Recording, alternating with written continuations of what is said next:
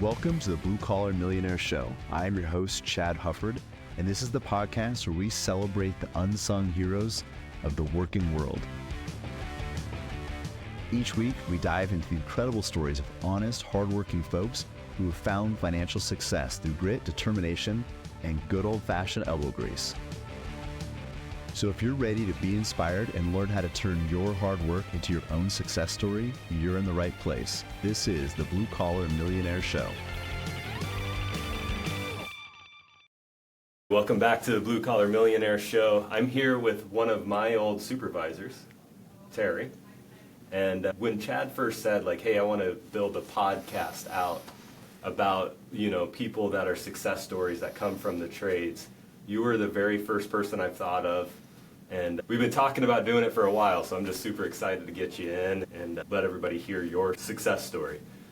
Well, thank you, Greg, for having me, and hopefully I can enlighten you a little bit. Yeah. So if you don't mind, talk to us a little bit about how you grew up and that sort of thing, what you did, when did you start working? We talked a little bit off camera about it. Well, I grew up, my dad was in the military. He was a Green Berets and a couple of tours of Vietnam, and consequently ended up, did a lot of traveling as a kid. We moved all the time. And as a kid, having to make friends all the time and changing schools, that was a struggle. And one of the things that I learned really early is rolling stone gathers no moss. And so when I put my foot on the ground somewhere and decided to make a home, I wasn't going to move anymore. Rolling stone gathers no moss. Yeah. Oh, that's awesome. And so since I guess I grew up and had a family, I've had my feet planted in Alaska the whole time. Okay. When did you come up here? My dad came up here, and we moved up here in 1972. My dad had done his second tour of Vietnam and had his choice of duty stations. He loved to hunt and fish and stuff, and what better place to come than Alaska at that time. So he chose to come up. So he had his choice of duty stations, and we moved to Alaska. Okay. And you were telling me about some of your first jobs when you got up here. Talk about that a little bit. Yeah, well, before I came up here, I'm from Wisconsin originally, worked on the farms picking pickles, and of course I had a paper out when I was 11 years old, and then out on base back then, the kids, you were bag groceries, so if you're like a teenager, 12, 13, 14, 15, you go and, bag groceries in the commissary, and of course everything was tips, but sure. It actually paid pretty well for a young boy back then. Well, knowing you, what I know about you, you're a runner, and so you were probably great at running people's groceries around. I could just imagine. I hauled a few carts around. Yeah, I bet you did. Yeah. Yeah, that's really cool. And then moving into your 20s and your early adult years, talk about the trade that you kind of jumped into. Well, I've always been really artistic, and painting and drawing was sort of a little niche that I always liked. So as I grew older, I ended up having an opportunity to work as a painter, and this was back in 17, 18 or whatever. And I was offered a position in the painter's union as an apprentice, so I went in there as an apprentice, and I stayed working all the time because, I was a pretty busy guy, so, the union kind of kept me busy to a certain degree, but there's a lull in the employment, so I bounced around from, contract to contract, and it got a little bit old, but I did a lot of other jobs, washed dishes, of course, in restaurants. I was actually a show cook for a while, believe it or not. Oh, no kidding. Yeah, I cooked and did dishes in the restaurants, and so I did all those type different things. I labored here and there for jobs, but I always worked. I always was working. I, had a car, and you could need gas, and of course, my mom and dad left Alaska in 1976, I believe. So I was just 1 year or 2 years removed from high school. My mom and dad left, and I actually had a job working on the grounds department out on Fort Rich. Okay. As just like a grounds laborer. Sure. And I actually was making really good money, civil service, and it was, of course, seasonal position. But my mom and dad left the state, and I stayed. Mm-hmm. My sister and myself both stayed in Alaska. my mom, my dad, and my other two siblings left with them. They went back to Wisconsin. Okay. And so I just kind of bounced around working just, jobs all over. I did go to college at ACC and took some, generic, liberal art type classes. Sure. I wasn't sure what I wanted to do or whatever. So I just kind of worked the trades for the most part. Seemed to pay the best. And yeah, it was just getting by, making my way, paying my rent, that kind of thing, and going to college and just being a teenage kind of guy, just making my way. Now, I've always known you as somebody that's been an excellent saver. When did that start? Did that start as a young age? I think, having that Midwest kind of background a little bit sort of maybe got it going a little bit, where I just, realized you needed to save a little bit of money. Mm-hmm. But I did work with a guy, and I was painting one day, and he's one of these guys that's got, the black, lunch pail with the thermos in the top. Oh, sure. You've seen those. The quintessential they look lunch like pail. a little barn kind of round top. And I can vividly remember this, and sitting there talking to Gary, and his name was Gary Bell, and we were talking about things, and I think saving was one of the things we were talking about. And one thing that sort of stuck with me was take care of yourself first. Okay. So, in other words, always remember you're working. Part of what you're making is yours. Right. And, because no matter what you do and going through life, there's always something you can either buy or the collectors are there. You got exactly. your rent, your insurance, on and on and on. But no matter how much you make, you can take a piece of that. Sure. You know what I mean? If you budget for it, a piece of that is yours. So do something smart with it. You know what I mean? Sure. And my idea was always put a little bit away for, something might happen. Might need new tires on my car. Or, back then it's pretty minor what you're thinking about, but try to save for something that might occur, right? Sure. But that, take care of yourself first. You know what I mean? Like, pay yourself first. So you got that advice pretty young. Yeah, I probably want to say 17 or something, but 17. it sort of resonated with me. It really resonated with me. And ever since then, I've always tried to think like that. And, there's a lot of times, like my wife would do, I'm putting a little bit of this away. And she'd go, well, we got this to pay or that to pay. I said, we'll get that, but this is for us. Put just a little bit away, even if it's $20. That $20 over a long time, you'd be surprised what that would grow to. Now, you just mentioned your wife, who I know as well. How old were you when you got married? I was 21, and she was just turned 18. Okay. She turned 18 in April, and we got married in May. Okay. And then you were saying that shortly thereafter, you guys end up having your first child. We did. That same year, we ended up had our first child that year. Okay. And so I did end up leaving the state and going to college and getting a degree. It was actually a degree in the trades. It was to be a machinist. Mm-hmm. But I ended up, when I got back to Alaska after, we got married and moved right back. I met my wife in college. Oh, okay. And then we moved back to Alaska immediately after I graduated and had a wedding. So I graduated the first part of May, got married the 23rd is our birthday, and we were, I want to say the 1st of June, we were in Alaska. And then when you got back up here, is that when you started your main craft? Yeah, well, I had been working for a painting contractor, making a fair amount of money, and when I was going to college, in the summer I would come up and I would work to save for the next, year or whatever, semester or whatever. Mm-hmm. And so when I got here, I was immediately employed painting. Okay.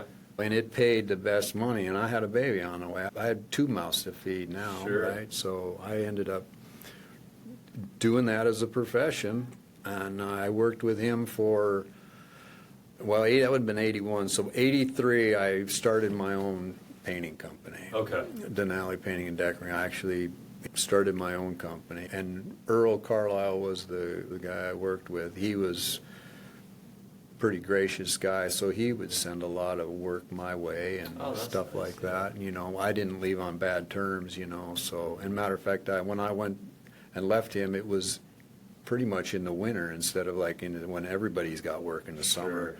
I went when it's hard to make your way, right? Right. I didn't leave him high and dry, Sure. so he ended up helping me kind of along the way.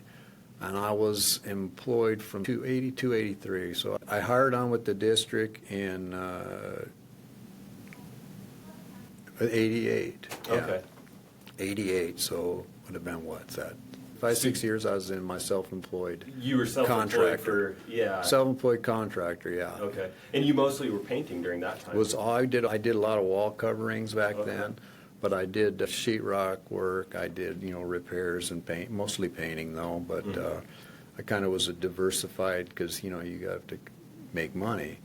Contracting was kind of up and down. You know, it was hard to kind of save really because you're saving as you live on it for part of the year, but when it's, you know, highs and lows with your work, you know, you got a lot at times, but then you don't have a lot. And so my wife, of course, by then I had 2 kids then, right? I had a son then too.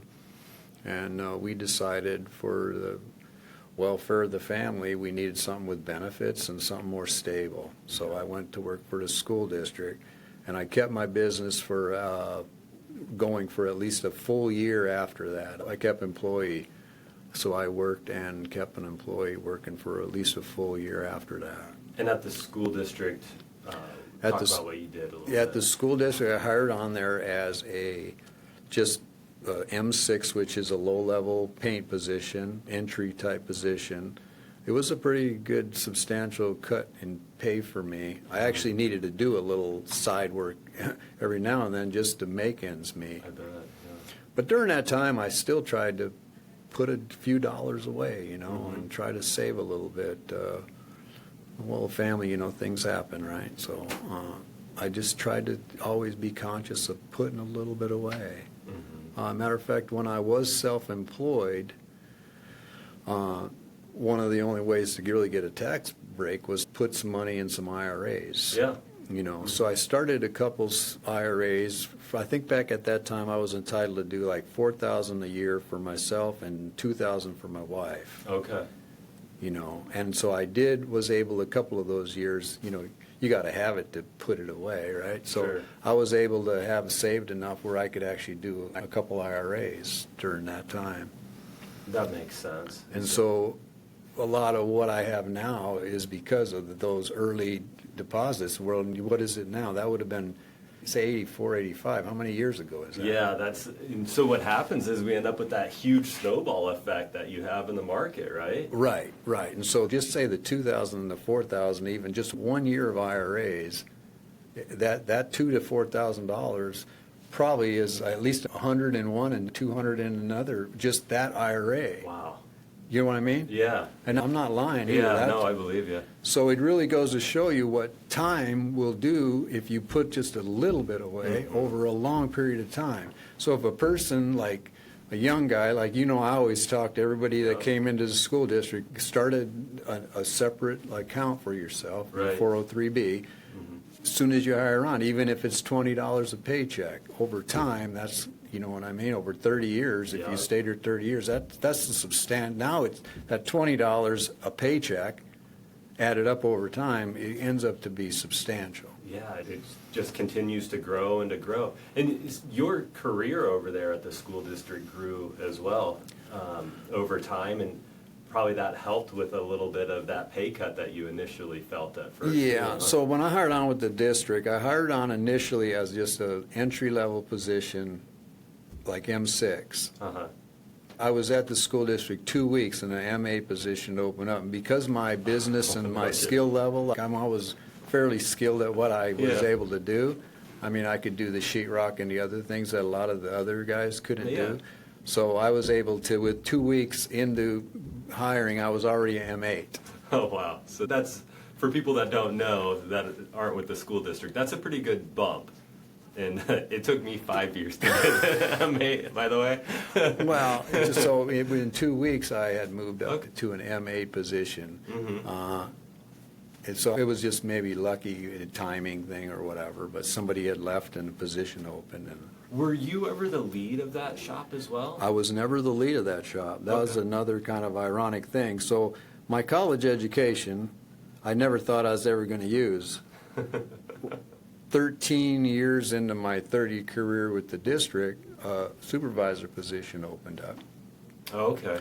And I worked every day, but I wasn't happy with where I was going, what I was doing. I was feeling like I was just treading water, Sure. you know. And I was still kind of had my business stuff, and I kept doing little jobs on weekends and stuff like that to augment my income. And I was getting a little bit, you know, tired of doing that all the time. Mm-hmm. I was looking at going to something else. Matter of fact, I went and applied for the Anchorage Police Department and a few other municipal positions to do, you know, something, you know, other than that. But a supervisor position opened up that required a college education. Mm-hmm. And with the people I had met and known, and I guess my work ethic maybe showed, I applied for a position, and they selected me for a supervisor from an M8 to a supervisor. I didn't even go through any of the other like steps to get there. Wow, that's awesome. So I went from an 8 to the supervisor. So that's where you end up being my supervisor for whether your last year or two. Well, it was multiple years there. But I transferred over to the south. I was a supervisor up north. That's right. Because I had a different supervisor for a little while, but then you ended up being my supervisor. So you were in that position for a good 15, 18 years. Right. But when I hired on with the district, I hired on in 88. I think 1990, I started my 403B with the district. Okay. And I want to say at that time, I probably was only $25 a paycheck or whatever. Sure. But as I moved along, and we got little pay increases or whatever, you know, contract renewed, I would take and add to that. And then when I got to be a supervisor, my income was a fair bit amount more. I was able to contribute a lot more to my 403B. Sure. If you don't mind, how much did you make when you were a painter versus supervisor? So I went from, I want to say probably when I was an M8 painter with a little bit of overtime, I was maybe making like 55, 60, you know, 60, 55, 60, something like that. When I moved into the supervisor position, it pushed me up to like 80, 85. 80, 85. And then I want to say right around when I retired, I was over three figures.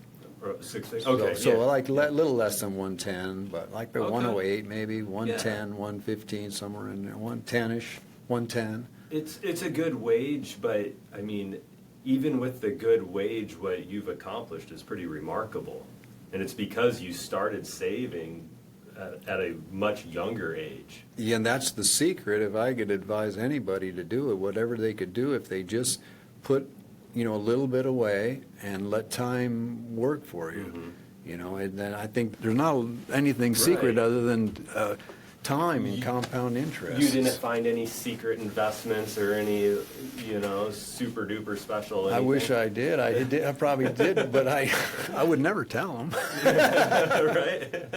That's no, I don't. You know, just like anything, you keep, you know, if something's too good, it's usually not good at all. You know? Exactly. I did try the stock market thing, and I don't have a stomach for that. When along the way, I did a little bit of that on my own, and I still do now. I mean, and for some, it's probably a real positive way to go. But for the average Joe like me, you know, you don't know a lot about it. It can be trouble, you know. So if you know what you're doing and you're smart and you study about it. The other thing about the stock market is, you know, it's something you need to really learn and play with.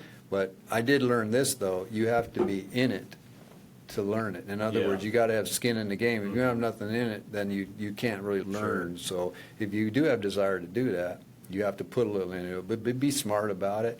You know, don't put anything in there that you don't really feel like you could play with, because it's a gamble. One of the things that we tell people is don't ever put enough money into any one thing to make a killing off of it, because then you could also get killed by it. Right. You know? Right. Okay, so how long now have you been retired? I've been retired. It'll be 8 years this July.